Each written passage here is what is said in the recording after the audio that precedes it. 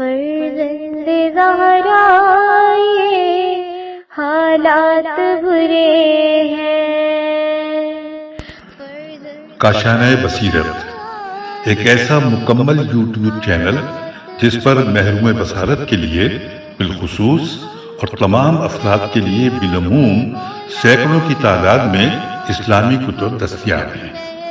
لہذا گزارش ہے کہ آپ اپنی ذمہ داری نبھاتے ہوئے کاشانۂ بصیرت کو سبسکرائب کرنے کے ساتھ ساتھ بیل آئیکن کو پریس کیجیے تاکہ آپ علم کے حصول کے ساتھ ساتھ مذہب اہل بیت کی اشاعت میں بھی اہم کردار ادا کرتے رہیں۔ کاشانۂ بصیرت، کاشانۂ بصیرت، کاشانۂ بصیرت۔ فرزند زہرا یہ حالات برے ہیں۔ السلام علیکم ورحمۃ اللہ وبرکاتہ۔ سامعین، آپ سماعت فرما رہے ہیں سیرت امیر المومنین حضرت علی ابن ابی طالب حصہ دوم، تالیف علامہ مفتی جعفر حسین علی اللہ مقامہ کی ہے۔ آج ہم آپ کے سامنے اس کی 24ویں ریکارڈنگ پیش کر رہے ہیں، صفحہ نمبر 293، اور بیان جاری ہے اخبار غیبیہ۔ سلاطین دیالما کے بارے میں فرمایا، دیلم سے ایک شکاری کی اولاد میدان میں نکلے گی جس کا اقتدار اتنا مضبوط ہوگا کہ وہ بغداد پر چھا جائے گی اور خلفاء کو برطرف کرے گی۔ زمانے سابق میں بحر زخرخ کا جنوبی علاقہ دیلم کہلاتا تھا اور وہاں کے باشندے بھی دیلم یا دیالاما کے نام سے پکارے جاتے تھے۔ یہاں ایک شخص بوئیا نامی مقیم تھا جس کی کنیت ابو شجاع تھی۔ اگرچہ وہ شاہان فارس کی اولاد میں سے تھا، مگر غربت اور ناداری کی بنا پر بحر کیسپین میں مچھلیاں پکڑ کر گزر بسر کرتا تھا۔ اس کے 3 لڑکے تھے، علی، حسن اور احمد، جو اپنے حسن تدبر اور سعی فہم سے فارس کے مختلف تمام صوبوں پر قابض ہو گئے اور عماد الدولہ، رکن الدولہ اور معز الدولہ کے لقب سے مشہور ہوئے۔ ان کا دائرہ اختیار اور اقتدار اتنا وسیع تھا کہ بغداد کا مرکز خلافت بھی ان کے زیر اثر ہو گیا۔ دربار خلافت میں خلیفہ کے پہلو بہ پہلو بیٹھتے اور سکوں پر خلیفہ کے نام کے ساتھ ان کا نام بھی لکھا جاتا، بلکہ خلیفہ کی موقفی اور بحالی ان کے اختیار میں تھی، اور جسے چاہتے مسند خلافت پر بٹھا دیتے اور جسے چاہتے اتار دیتے۔ چنانچہ جب معز الدولہ کو یہ معلوم ہوا کہ مستکفل باللہ ترکوں کی مدد سے اسے قتل یا بغداد سے باہر نکال دینا چاہتا ہے، تو اس کے فرستادہ چند دیلمی مستکفی کے دربار میں آئے اور اس کی طرف بڑھے۔ وہ یہ سمجھا کہ درباری دستور کے مطابق دست بوسی کا شرف حاصل کرنا چاہتے ہیں۔ اس نے آگے ہاتھ کر دیا۔ انہوں نے اس کے ہاتھ میں ہاتھ ڈال کر اسے نیچے اتار لیا اور گھسیٹتے ہوئے معز الدولہ کے پاس لے آئے۔ اس نے اسے قید کیا اور المطیع اللہ کو مسند خلافت پر بٹھا دیا۔ اسی طرح رکن الدین دولہ کے پوتے ابو نصر بہاءالدولہ ابن عضدولہ کے حکم سے الطالیع اللہ کو بھرے دربار میں تخت خلافت سے نیچے اتار لیا گیا۔ وہ چیختا چلاتا رہا، مگر اس کی حمایت میں نہ کسی کو زبان کھولنے کی جرأت ہوئی اور نہ تلوار کو حرکت دینے کی ہمت۔ بہاءالدولہ نے اسے معزول کرنے کے بعد چند آدمیوں کو متقی کے بیٹے قادر باللہ کے پاس بھیجا، جو تالے کے خوف سے بتھیا میں مقیم تھا، تاکہ تالے کی جگہ اسے مسند خلافت پر بٹھایا جائے۔ ابن اسیر جزری نے تحریر کیا کہ حسد اللہ ابن عیسیٰ نے بیان کیا کہ جب قادر باللہ بتھیا میں مقیم تھا تو میں ہفتے میں 2 مرتبہ اس کے ہاں آتا تھا۔ وہ میرا احترام کرتا تھا اور خندہ پیشانی سے پیش آتا تھا۔ ایک مرتبہ میں اس کے ہاں گیا تو اس کی اس طرح خندہ روئی سے پیش نہ آیا جو اس کا معمول تھا۔ میں نے کہا، آج آپ کی پذیرائی کا انداز کچھ بدلا ہوا ہے۔ اگر مجھ سے کچھ لغزش ہوئی ہے یا کوئی ناگوار بات کہی ہو تو معذرت چاہتا ہوں۔ کہا کہ ایسی کوئی بات نہیں ہے، وجہ یہ ہے کہ میں نے رات ایک خواب دیکھا کہ جس کی وجہ سے میرے دل و دماغ پر اثر ہے اور میں کچھ کھو سا گیا ہوں۔ میں نے کہا وہ خواب تو بیان کیجیے۔ کہا میں نے دیکھا کہ ایک وسیع اور عریض دریا ہے جس کا پاٹ دجلہ سے کئی گنا بڑا ہے۔ میں اس دریا کے کنارے کنارے چلنے لگا۔ آگے بڑھ کر ایک بلند و بالا پل نظر آیا۔ مجھے حیرت ہوئی کہ اتنے بڑے دریا پر اتنا اونچا اور مضبوط پل کس نے بنایا۔ ابھی میں حیران و ششدر کھڑا تھا کہ ایک شخص کو دیکھا جو بڑے غور سے مجھے دیکھ رہا تھا۔ اس نے مجھ سے مخاطب ہو کر کہا، کیا تم اس دریا کو عبور کرنا چاہتے ہو؟ میں نے کہا ہاں۔ اس نے وہیں سے ہاتھ بڑھایا اور مجھے پکڑ کر دریا کے اس پار اتار دیا۔ میں نے اس کی یہ غیر معمولی قوت و طاقت دیکھی تو مجھ پر ہیبت طاری ہو گئی ہے۔ میں نے پوچھا کہ آپ کون ہیں؟ اس نے کہا میں علی ابن ابی طالب ہوں۔ یہ حکومت تمہاری طرف پلٹے گی، لہٰذا میری اولاد اور میرے شیعوں سے نیک برتاؤ کرنا۔ اور یہ روایت ہے تاریخ کامل جلد نمبر 7 صفحہ نمبر 148 پر۔ حسد اللہ کہتا ہے کہ ادھر اس نے خواب ختم کیا، ادھر باہر سے شور سنائی دیا۔ جھانک کر دیکھا تو دروازے پر لوگوں کا ہجوم تھا اور تہنیت و تبریک کی آوازیں بلند ہو رہی تھیں۔ وجہ پوچھی تو بتایا گیا کہ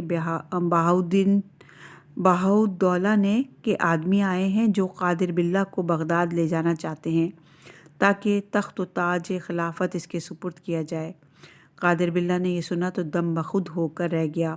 اسی وقت بہاؤالدولہ کے آدمیوں کے ساتھ بغداد روانہ ہو گیا۔ جب بغداد پہنچا تو بہاؤاللہ، ارکان دولت اور رؤسائے شہر نے اس کا پرجوش استقبال کیا اور اپنے جلو میں لے کر قصر خلافت میں اتارا۔ قادر باللہ نے 41 برس 3 ماہ کا طویل عرصہ حکومت کی۔ تاتاریوں اور ان کی خونریزیوں کے بارے میں فرمایا، میں ایسے لوگوں کو دیکھ رہا ہوں جن کے چہرے ان ڈھالوں کی طرح ہیں جن پر چمڑے کی تہیں منڈی ہوئی ہوں، اور وہ ابریشم اور دیبا کے کپڑے پہنتے ہیں اور اصیل گھوڑوں کو عزیز رکھتے ہیں، اور وہاں کشت و خون کی گرم بازاری ہوگی اور بچ کر بھاگ نکلنے والے اسیر ہونے والوں سے کم ہوں گے۔ قبیلہ تاتار منگولیا کے صحرائے گوبی میں متمدن دنیا سے الگ تھلگ وحشیانہ زندگی بسر کرتا تھا۔ ان لوگوں کے سینے چوڑے، چہرے چپٹے اور خد و خال ترکوں سے ملتے جلتے تھے۔ ایک نسل سے ہونے کے باوجود مختلف شاخوں اور ٹولیوں میں بٹے ہوئے تھے۔ ہر شاخ کا ایک سردار ہوتا تھا جو اپنے قبیلے کی سود و بہبود کا نگراں سمجھا جاتا تھا۔ 20 ذیقعد 549 ہجری میں شمالی علاقے کے سردار کے ہاں ایک بچہ پیدا ہوا جس کا نام تموچین یعنی فولادی ٹکڑا رکھا گیا۔ ابھی یہ بچہ 13 برس ہی کا تھا کہ اس کا باپ زہر سے ہلاک کر دیا گیا۔ یہ بچہ جس نے بعد میں قالان اعظم چنگیز خان کے نام سے شہرت پائی، اپنے باپ کی جگہ پر سردار قرار پایا۔ اگرچہ اس کی مخالفت میں آوازیں اٹھیں مگر اس نے خود اعتمادی کا سہارا لے کر مخالف آوازوں کو خاموش کر دیا اور اپنے حسن تدبر اور زور بازو سے آس پاس کے علاقوں کو فتح کر لیا اور اپنی طاقت اتنی بڑھا لی کہ ایک تاتاری سردار نے اپنی لڑکی اس سے بیاہ دی اور آپس میں معاہدہ صلح کر لیا۔ جب وہ مر گیا تو چنگیز خان نے اس کے علاقے پر بھی قبضہ کر لیا اور پرگاندہ اور منتشر ریاستوں کو ختم کر کے ایک مستحکم اور وسیع مملکت تشکیل دے لی۔ اسی چنگیز خان کی قیادت میں تاتاریوں نے اسلامی مملکتوں پر طاقت کی اور آبادیوں کو بے نشان، شہروں کو ویران اور لاکھوں آدمیوں کو تہہ تیغ کر کے اپنی فرما روائی کا پرچم بلند کیا۔ اس مار دھاڑ اور قتل و غارت کا آغاز اس طرح ہوا کہ اس کے ہمسایہ ملک خوارزم کے چند تاجر تاتاریوں کے علاقے میں آئے جن کے پاس عمدہ ریشمین کپڑے تھے۔ چنگیز خان عمدہ کپڑوں کی تلاش میں رہتا تھا۔ اس نے حسب پسند کپڑے خریدے اور مزید خریداری کے لیے اپنے ہاں کے آدمی ان تاجروں کے ہمراہ خوارزم بھیجے تاکہ وہ کپڑوں اور دوسری اشیاء خرید کر لائیں۔ جب یہ لوگ واپسی پر خوارزم کی سرحدی گاؤں اترار پر پہنچے تو والی اطرار نے خوارزم شاہ کے حکم سے ان کا مال ضبط کر لیا اور ان آدمیوں کو جو کئی سو تھے قتل کر دیا، حالانکہ دونوں مملکتوں میں تاجروں کی آزادانہ آنے جانے کا معاہدہ ہو چکا تھا۔ چنگیز خان کو اس کی اطلاع ہوئی تو اس نے خوارزم شاہ کو ایک ایلچی کے ذریعے پیغام بھیجا کہ وہ والی اطرار کو قصاص کے لیے اس کے حوالے کرے، مگر اس نے ناعاقبت اندیشی سے نہ صرف والی اطرار کو اس کے حوالے کرنے سے انکار کیا بلکہ ایلچی کو قتل کر کے اعلان جنگ کر دیا اور ایک لشکر جرار تاتاریوں کی سرحد پر اتار دیا۔ چنگیز خان کا بیٹا جوجی خان لشکر کے لے کر نکلا اور خوارزم کے لشکر کو پسپا کر دیا۔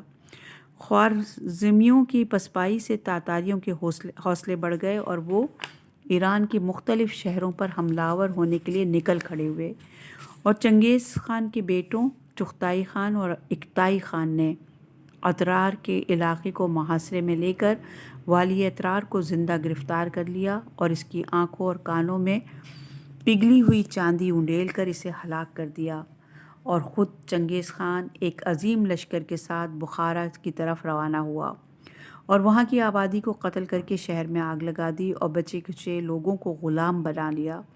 بخارا کو تباہ کرنے کے بعد سمرقند کا رخ کیا۔ یہاں کے لوگوں نے مقابلے کے لیے ہاتھ پیر مارے مگر چنگیزی فوجوں کے آگے ہتھیار ڈالنے پر مجبور ہو گئے۔ یہاں بھی تاتاریوں نے قتل عام کیا اور باقی ماندہ زن و مرد کو کنیز و غلام بنا کر ساتھ لے لیا۔ پھر خوارزم پر حملہ آور ہوئے۔ شاہ خوارزم دارالحکومت چھوڑ کر ایک جگہ سے دوسری جگہ سر چھپاتا پھرتا تھا۔ اہل شہر نے دیکھا کہ تاتاریوں کا لشکر مختصر ہے، انہیں آسانی سے پسپا کیا جا سکتا ہے، چنانچہ وہ مقابلے کے لیے باہر نکل آئے۔ ان کے باہر نکلتے ہی تاتاریوں نے جو ادھر ادھر کمین گاؤں میں چھپے ہوئے تھے یک بارگی حملہ کر دیا۔ 1,00,000 آدمیوں کو قتل کر کے شہر کو لوٹ لیا اور دریا کا بند توڑ کر اسے تہہ آب کر دیا۔ خوارزم کو تباہ کرنے کے بعد خراسان کا رخ کیا اور بے دریغ انسانی خون بہایا۔ خراسان کے بعد بدخشاں کو برباد کیا، یہاں سے بلخ کی طرف بڑھے اور پوری آبادی کو تہہ تیغ کر دیا۔ پھر بامیان اور طالقان پر فوج کشی کی اور پوری طرح خون آشامی کا مظاہرہ کیا۔ پھر نسا کا رخ کیا اور زن و مرد کو موت کے گھاٹ اتارا۔ اسی طرح سبزوار، نیشاپور، مردبرات اور دوسرے شہروں کو لوٹا۔ شاہ خوارزم کا بیٹا جلال الدین غزین کی طرف جا چکا تھا، جہاں چنگیز خان نے اس کا تعاقب کیا مگر وہ غزین چھوڑ چکا تھا۔ اس نے تعاقب جاری رکھا اور دریائے سندھ کے کنارے پر اسے گھیر لیا۔ جلال الدین نے گھوڑا دریا میں ڈال دیا اور موجوں سے ٹکراتا ہوا دوسری سمت نکل گیا۔ چنگیز خان نے اس کے بال بچوں کو قتل کر دیا اور غزنہ اور غور پر قبضہ کر لیا۔ غرض تاتاریوں نے وسط ایشیا سے روس تک تہلکہ مچا دیا، شہروں کو کھنڈر، آبادیوں کو ویران اور میدانوں کے میدان لاشوں سے پاٹ دیے۔ تعمیر بغداد کے بارے میں پیشن گوئی۔ بنی عباس کے لیے دریائے دجلہ اور نہر و جیل کے درمیان ایک شہر کی بنیاد رکھی جائے گی جسے زورا کہا جائے گا۔ زورا بغداد کا دوسرا نام ہے۔ اس کی بنیاد عباسیین کے دوسرے حکمران منصور دوانقی نے 144 ہجری میں رکھی۔ اس نے ماہر انجینئروں سے اس کا نقشہ بنوایا، مختلف جگہوں سے معمار کاریگر جمع کیے اور ہر روز 1,00,000 معماروں اور مزدوروں نے کام کر کے اس کو تکمیل تک پہنچایا۔ وسط شہر میں قصر شاہی اور امرائے سلطنت کے محلات تعمیر کیے اور باب خراسان، باب بصرہ، باب الکوفہ، باب شام سے اس کی حد بندی کی گئی۔ اسبہ ابن نباتہ نے بیان کیا کہ صفین کی طرف جاتے ہوئے امیر المومنین علیہ السلام ایک اونچے ٹیلے پر کھڑے ہوئے اور اس ٹیلے پر بابل کے درمیان سرکنڈوں کے ایک جنگل کی طرف اشارہ کر کے فرمایا، شہر ہے اور کیسا شہر ہے۔ میں نے عرض کیا، یا امیر المومنین علیہ السلام، کیا یہاں آپ کوئی شہر آباد تھا جس کے کھنڈر دیکھ کر آپ یہ فرما رہے ہیں؟ فرمایا، نہیں، بلکہ یہاں ایک شہر آباد ہوگا جسے حلہ صفیہ کہا جائے گا۔ چنانچہ سیف الدولہ صدفہ ابن منصور نے سلطان ملک شاہ کی اولاد کی باہم آویزیوں سے کنارہ کش رہنے کے لیے 495 ہجری میں اس سرزمین پر قیام کیا اور اپنے اہل و عیال اور لشکر کے لیے متعدد مکانات تعمیر کرائے، جس کے بعد لوگوں کی آمد و رفت شروع ہو گئی اور سیف الدولہ کی زندگی ہی میں یہ ایک شہر آباد ہو گیا جو حلہ سیفیہ کے نام سے موسوم ہوا۔ امیر المومنین علیہ السلام اپنے چند اصحاب کے ہمراہ بیرون کوفہ تشریف فرما ہوئے اور ایک جانب اشارہ کر کے فرمایا، کچھ عرصے بعد یہاں نہر کھودی جائے گی جس میں پانی رواں ہوگا۔ کچھ لوگوں نے کہا، کیا ایسا بھی ہوگا؟ فرمایا کہ ہاں، چنانچہ اب کوفے کے پہلو میں نہر رواں ہے اور نہر آصفی کے نام سے موسوم ہے۔ امیر المومنین علیہ السلام نے بصرہ جاتے ہوئے ذیقار میں منزل کی تو فرمایا، کوفے سے پورے 1000 آدمی آئیں گے، نہ ایک زیادہ ہوگا اور نہ ایک کم۔ وہ مرنے اور جان دینے کا معاہدہ کریں گے اور اس معاہدے پر ثابت قدم رہیں گے۔ ابن عباس کہتے ہیں کہ مجھے یہ خدشہ ہوا کہ کہیں اس تعداد میں کمی یا بیشی نہ ہو جائے، ورنہ ساتھ والے شک و شبہ میں پڑ جائیں گے۔ چنانچہ میں نے آنے والوں کو شمار کرنا شروع کیا۔ جب آنے والوں کی تعداد 999 تک پہنچی تو اس کا سلسلہ رک گیا۔ میں نے دل میں کہا کہ حضرت علی علیہ السلام نے یہ کہا ہی کیوں تھا کہ نہ ایک کم ہوگا اور نہ ایک زیادہ۔ ابھی میں اسی پریشان خیالی میں تھا کہ ایک شخص کو آتا دیکھا جو اون کا کرتا پہنے اور تلوار، زرہ اور مشکیزہ لیے ہوئے تھا۔ اس نے حضرت کے قریب پہنچ کر کہا کہ ہاتھ بڑھائیے تاکہ میں آپ کی بیعت کروں۔ فرمایا، کس بات پر بیعت کرو گے؟ کہا، جہاد اور پیمان امامت پر۔ پوچھا کہ تمہارا نام کیا ہے؟ کہا، اویس قرنی۔ حضرت علی علیہ السلام نے یہ نام سنا تو بلند آواز سے تکبیر کہی اور فرمایا، میرے حبیب اور اللہ کے رسول مجھے یہ خبر دے گئے تھے کہ میں ایک ایسے شخص سے ملاقات کروں گا جو اللہ کے گروہ میں شامل اور شہادت اور شفاعت کے درجے پر فائز ہوگا۔ دور آخر کے علائم اور آثار کے سلسلے میں فرمایا، لوگوں پر ایک زمانہ ایسا بھی آئے گا جس میں بدکاری وسعت معاش کے لیے بطور پیشہ اختیار کی جائے گی، اللہ کے حدود توڑے جائیں گے، زنا کھلے بندوں ہوگا، یتیموں کا مال حلال سمجھا جائے گا، سود کھایا جائے گا، ناپ تول میں کمی کی جائے گی، شراب کو آب انگور، رشوت کو ہدیہ اور خیانت کو امانت کی صورت میں حلال قرار دیا جائے گا۔ مرد عورتوں کی اور عورتیں مردوں کی شباہت اختیار کریں گی، نماز کے حدود اور شرائط کو سبک سمجھا جائے گا اور حج اللہ کے علاوہ اور مقاصد کے لیے کیا جائے گا۔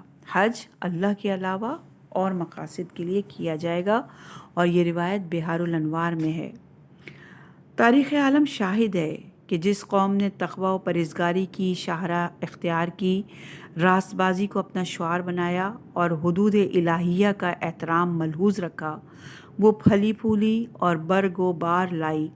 جس نے معصیت اور سرکشی اختیار کی، وہ اس کے نتائج سوء سے بچ نہ سکی۔ امیر المومنین علیہ السلام نے اسلام کے دور انحطاط کے علائم میں انہی بدعمالیوں کو سر فہرست جگہ دی۔ ان علائم کی جھلک اس عصر حاضر میں بھی دیکھی جا سکتی ہے۔ چنانچہ راگ، رنگ، رقص و سرور اور اس قسم کے محرمات کو تہذیب و ثقافت کا نام دیا جاتا ہے۔ زنا و غنا کاروبار کے طور پر اختیار کیے جاتے ہیں۔ ہیلے حوالوں اور غلط تعویلوں کا سہارا لے کر سند جواز مہیا کی جاتی ہے۔ رشوت ہدیہ سمجھ کر وصول کی جاتی ہے، اور شراب کو آب انگور، آب جو اور دوسرے ناموں سے بلا جھجک استعمال کی جاتا ہے۔ اسی تبدیلی اسم کو وجہ جواز قرار دے لیا جاتا ہے۔ اسی طرح سود کو ایک طرح کا لین دین کہہ کر جائز سمجھ لیا جاتا ہے، حالانکہ سود اور تجارت دو الگ الگ چیزیں ہیں۔ کاروبار میں نفع اور نقصان دونوں کی گنجائش ہوتی ہے، اور سود میں نقصان کا پہلو نہیں ہوتا بلکہ نفع ہی نفع ہوتا ہے، جو دوسروں کی مجبوری اور بے بسی سے فائدہ اٹھا کر سمیٹا جاتا ہے۔ موجودہ معاشرے میں ناپ تول میں کمی اور امانت میں خیانت ایسی برائیاں بھی کم نہیں ہیں، اور یہ بھی ہر رہ گزر پر مشاہدہ کیا جا سکتا ہے۔ کہ مرد حرکات و سکنات، رفتار و گفتار اور وضع اور لباس میں عورتوں کی نقالی کرتے ہیں، اور عورتیں مردوں کی چال ڈھال چربا اتارتی نظر آتی ہیں، اور بعض اوقات تو یہ تمیز کرنا مشکل ہو جاتا ہے کہ جسے ہم دیکھ رہے ہیں وہ مرد بصورت زن ہے یا زن بصورت مرد ہے۔ رہے اسلامی فرائض تو انہیں چندہ اہمیت نہیں دی جاتی۔ اگر ان کی اہمیت کا احساس ہوتا تو ان حدود پر بھی توجہ مرکوز ہوتی جو ان سے عہدہ برا ہونے کے لیے ضروری ہیں۔ چنانچہ نماز پڑھی جاتی ہے تو نہ وضو کی صحت اور عدم صحت پر نظر کی جاتی ہے، نہ جگہ کی اباحت اور جسم و لباس کی طہارت کا خیال کیا جاتا ہے۔ حالانکہ ان شرائط کو پورا نہ کیا جائے تو نماز پڑھنا اور نہ پڑھنا دونوں برابر ہوتے ہیں، اور حج میں سیر، سیاحت، شہرت اور تجارت جیسے مقاصد بھی شامل کر لیے جاتے ہیں۔ حالانکہ حج وہ ہے جو خالصتاً اللہ کے لیے ہو اور اس میں دنیاوی مقصد کار فرما نہ ہو۔ صفحہ نمبر ہے 299، عنوان ہے بد دعا کے فوری اثرات۔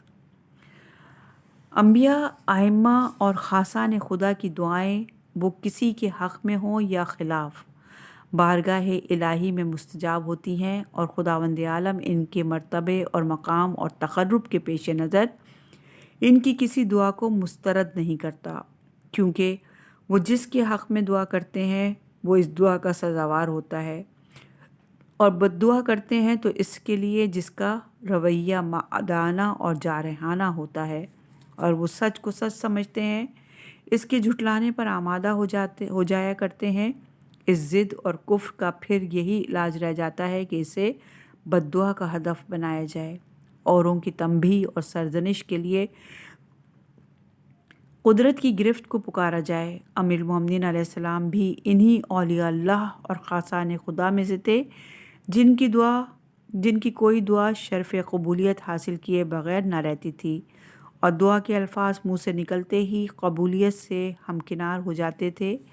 ابن مسعود کہتے ہیں علی علیہ السلام کی بد دعا نہ لینا اس لیے کہ ان کی دعا رد نہیں ہوتی۔ یہ روایت مناقب میں موجود ہے۔ استجابت دعا کے سلسلے میں چند واقعات پیش خدمت ہیں۔ علی ابن زازان کہتے ہیں کہ حضرت علی علیہ السلام نے ایک حدیث بیان فرمائی تو ایک دردیدہ دہن نے اس کی تکذیب کی۔ آپ علیہ السلام نے فرمایا کہ میں تمہارے لیے بد دعا کروں گا، اگر میں جھوٹا ہوں گا تو بد دعا کا کوئی اثر نہ ہوگا، اور اگر میں سچا ہوں گا تو بد دعا اثر کیے بغیر نہیں رہے گی۔ اس نے کہا کہ اگر آپ علیہ السلام سچ کہتے ہیں تو بد دعا کیجیے۔ آپ علیہ السلام نے بد دعا کی اور اس کی آنکھوں کی بینائی جاتی رہی۔ جمی ابن عمیر بیان کرتے ہیں کہ ازرار نامی ایک شخص معاویہ کو عراق کے حالات سے آگاہ کیا کرتا تھا۔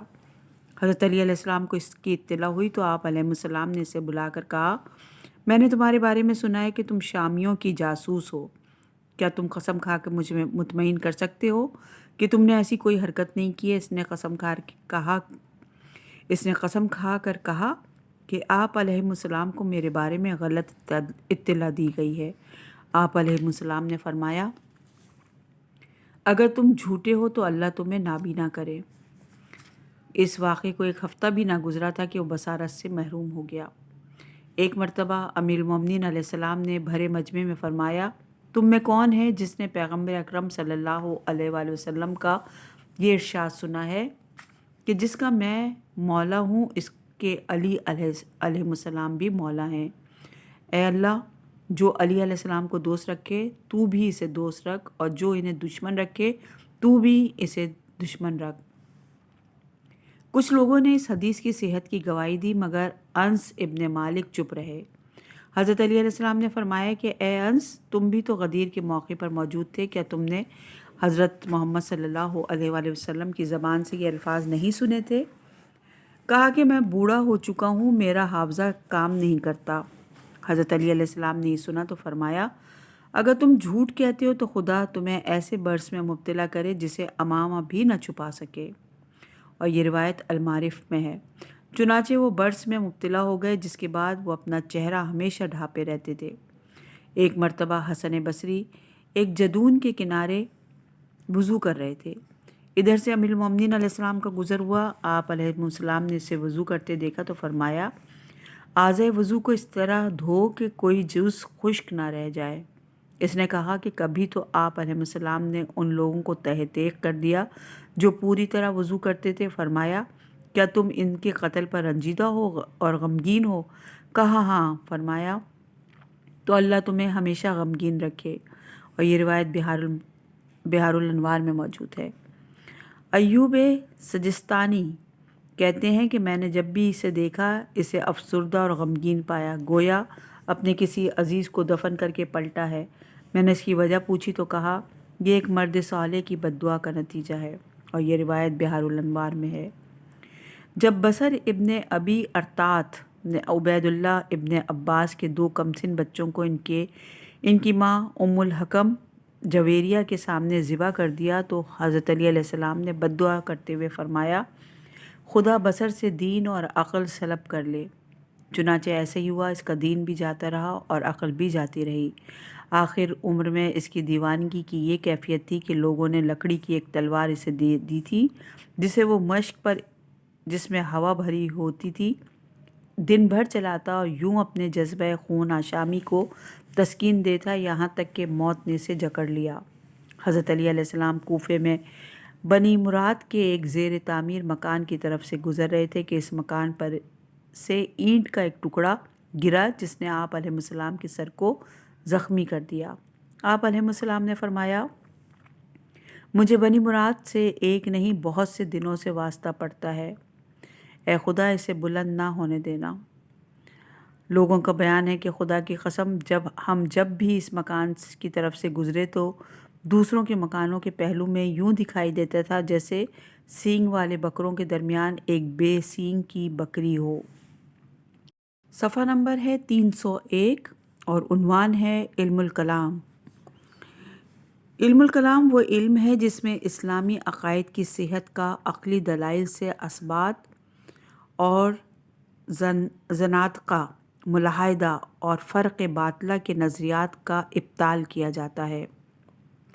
اسلامی عقائد کی بنیاد عقل پر استوار ہے اور کوئی عقیدہ ایسا نہیں جس کی تائید عقل سے نہ ہوتی ہو۔ اس لیے اسلام نے قرآنہ تقلید کے بجائے دلیل و برہان کی روشنی میں جانچ پرکھ کر رائے قائم کرنے کا حکم دیا ہے تاکہ عقل کی رہنمائی سے صحیح نظریات تک پہنچا جا سکے۔ انہی نظریات اور عقائد کا فکری اور عقلی جائزہ لینے اور دلیل و برہان سے کسی نتیجے پر پہنچنے کے لیے علم الکلام کی تدوین کی گئی، اور علماء اور متکلمین نے عقائد کے سلسلے میں تفصیلی مباحث ترتیب دیے اور مخالفین کے شبہات کا دلائل سے رد کیا، مگر معتقدین میں ایک گروہ کو اپنے خود ساختہ نظریات معیار عقلی پر پورا اترتے نظر نہ آئے تو اس نے فکر و نظر اور عقلی استدلال کو خطرناک سمجھتے ہوئے اس علم کی بھرپور مخالفت کی۔ چنانچہ امام شافعی، امام مالک، احمد ابن حنبل، سفیان ثوری اور محدثین نے اس کے خلاف آواز بلند کی اور حکماء اور متکلمین کو ملحد اور زندیق کے ناموں سے یاد کیا اور علمی سوال و جواب کو بدعت قرار دیتے ہوئے قابل تعزیر جرم ٹھہرایا۔ حضرت عمر بھی عقائد کو عقل کے معیار پر پرکھنے کے خلاف تھے اور علمی اور عقلی مسئلے پوچھنے پر سزا سے بھی درگزر نہ کرتے تھے۔ چنانچہ امام غزالی نے تحریر کیا، حضرت عمر نے علم کلام وجدل کا دروازہ بند کیا، اور زبی تمیمی نے جب 2 آیتوں کی باہمی اختلاف کے بارے میں ان سے سوال کیا تو انہوں نے اس سے درہ مارا اور اس سے قطع تعلق کر لیا اور دوسروں کو بھی اس سے قطع مراسم کا حکم دیا۔ اور یہ روایت احیاء العلوم جلد نمبر 1 صفحہ نمبر 21 پر۔ اس مخالفت اور انتہائی مخالفت کے باوجود یہ علم برگ و بار لایا اور اس کی استدلالی قوت کے سامنے ارباب ظاہر کو ہتھیار ڈالنے پڑے، اور آج اسلامی مکاتب فکر میں سے کوئی بھی اس کی اہمیت اور افادیت سے انکار نہیں کرتا۔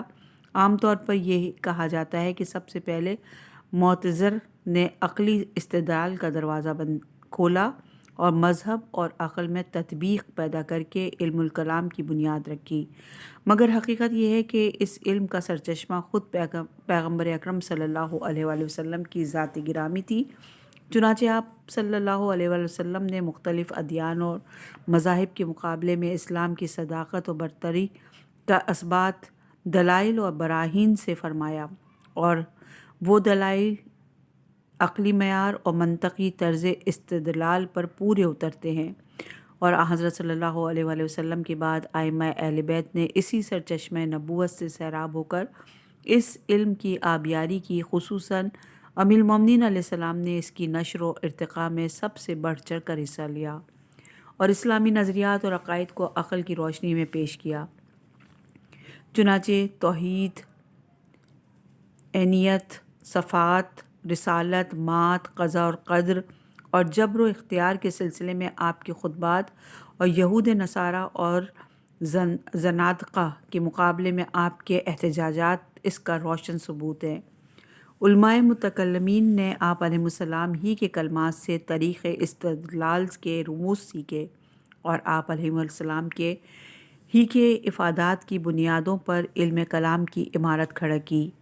امام رازی تحریر کرتے ہیں کہ امیر المومنین علیہ السلام کے خطبات میں توحید، عدل، نبوت، قضا اور قدر کے اسرار اور مات کے حالات اتنے بیان ہوئے ہیں کہ تمام صحابہ کے مجموعی کلام میں بھی نظر نہیں آتے۔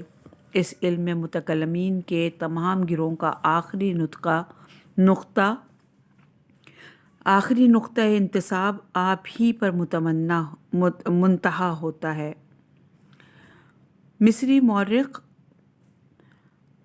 عقادہ علم میں حضرت کی اقدامیت کا اعتراف کرتے ہوئے تحریر کرتے ہیں کہ وہ حکماں جنہوں نے علم کلام کا آغاز کیا، انہوں نے یہ علم حضرت علی علیہ السلام ہی سے حاصل کیا، قبل اس کے کہ فارس یا یونان کا علم ان تک پہنچے۔ لہٰذا اس شبے کی کوئی گنجائش نہیں کہ اس علم کے بانی امیر المومنین علیہ السلام تھے۔ آپ علیہ السلام ہی نے اس کی داغ میل رکھی اور آپ علیہ السلام نے ہی اسے نقطۂ عروج پر پہنچایا۔ علامہ محسن الامین نے تحریر کیا ہے کہ امیر المومنین علیہ السلام جو شیعوں کے مقتداء امام ہیں اور وہ پہلے فرد ہیں جنہوں نے اس علم کی داغ میل ڈالی ہے، علم کلام اور احتجاج کے نام سے موسوم ہے، اور یہ روایت عیون شیعہ جلد نمبر 1 اور صفحہ نمبر 224 پر واقع ہے۔ صفحہ نمبر ہے 303۔ عنوان ہے علم مناظرہ اور احتجاج۔ علم مناظرہ وہ علم ہے جس میں اسباب مدعا اور طریق استدلال یا ابطال دعوے اور روح استدلال کے اصول اور آداب سے بحث کی جاتی ہے۔ مناظرہ اگر حدود مناظرہ میں رہ کر کیا جائے تو اس پر نتیجہ خیز اثرات مرتب ہو سکتے ہیں اور باہمی سوال و جواب اور جواب الجواب سے صحیح اور غلط نظریے کا امتیاز ہو جاتا ہے، اور مناظرے کا مقصد بھی یہی امتیاز حق و باطل ہے۔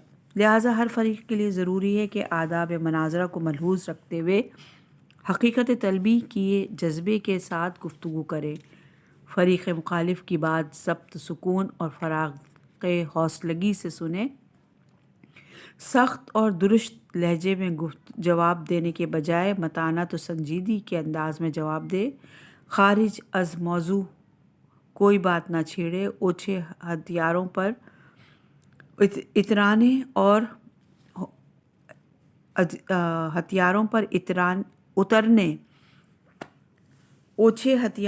اترنے اور ذاتیات پر حملہ ہونے سے اجتناب برتے، اور دوسرے فریق کو معقول دلائل سے قائل کرنے اور اسی کے مسلمات سے مطمئن کرنے کی کوشش کرے۔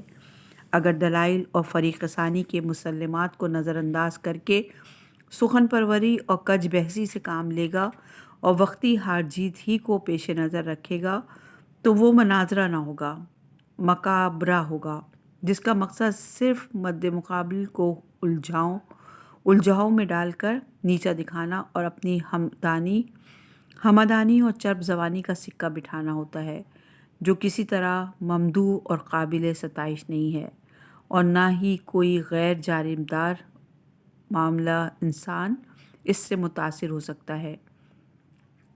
قرآن مجید میں آداب مناظرہ کی رہنمائی کے سلسلے میں ارشاد ہے،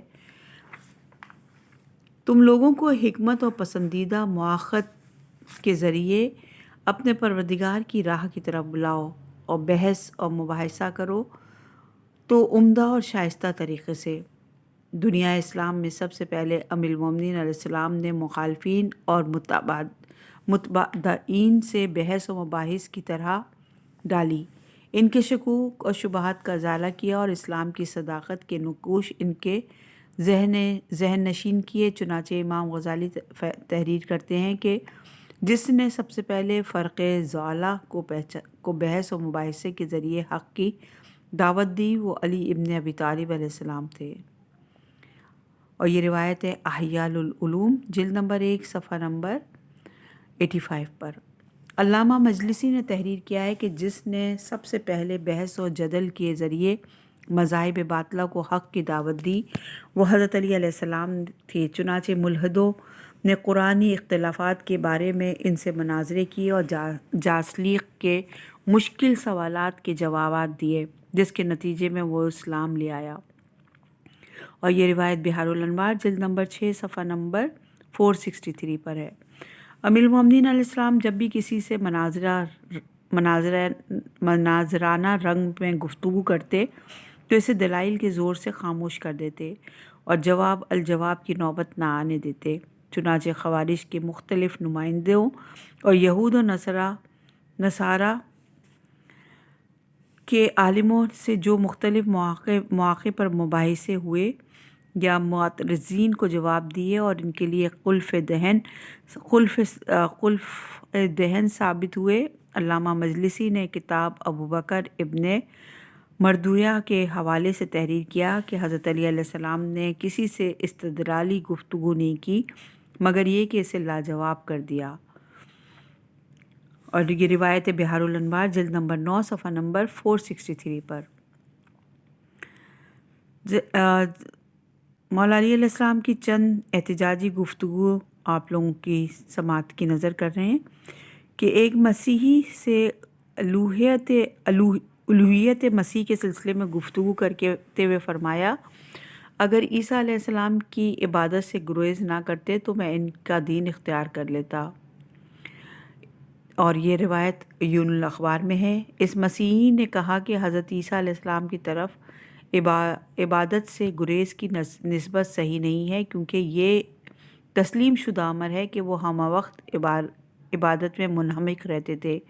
فرمایا اگر تمہارے عقیدے کے مطابق حضرت عیسیٰ علیہ السلام خود خدا تھے تو وہ نبوت کے فرمایا اگر تمہارے عقیدے کے مطابق حضرت عیسیٰ علیہ السلام خود خدا تھے تو وہ عبادت کس کی کرتے تھے، جبکہ عبادت کرنا بندے کی شایانہ شان ہے نہ خدا کے۔ امیر المومنین علیہ السلام نہروان سے واپس پلٹ کر کوفہ تشریف لائے تو کچھ لوگوں نے کہا آپ علیہ السلام نے جس طرح طلحہ، زبیر اور معاویہ سے جنگ کی اسی طرح ابوبکر اور عمر سے جنگ کیوں نہیں کی؟ فرمایا میں ہمیشہ مظلوم رہا اور میرے حق پر دوسروں کو ترجیح دی جاتی رہی۔ اور یہ روایت احتجاج طبرسی صفحہ نمبر 101 پر ہے۔ اس پر اشعث ابن قین نے کہا تو پھر اس کا واحد حل یہ تھا کہ آپ علیہ السلام تلوار اٹھاتے اور اپنے حق کا مطالبہ کرتے۔ فرمایا اے اشعث اگر تم نے یہ بات کہی ہے تو اس کا جواب بھی سن لو۔ میں اس خاموشی کے سلسلے میں 6 نبیوں کے طریقہ کار پر عمل پیرا رہا، جن میں ایک حضرت نوح علیہ السلام ہے جن کے بارے میں ارشاد خداوندی ہے، نوح نے اپنے پروردگار سے دعا مانگی کہ میں ان لوگوں کے مقابلے میں کمزور ہوں، لہٰذا تم ہی ان سے بدلہ لے لو۔ حضرت لوط علیہ السلام جن کے بارے میں ارشاد قرآنی ہے، نوح نے اپنے پروردگار سے دعا مانگی کہ میں ان لوگوں کے مقابلے میں کمزور ہوں، لہٰذا تو ہی ان سے بدلہ لے۔ حضرت لوط علیہ السلام ہیں جنہوں نے کہا کاش تمہارے مقابلے کی وجہ سے میں مجھ میں طاقت ہوتی یا میں کسی مضبوط قلعے میں سر چھپا سکتا۔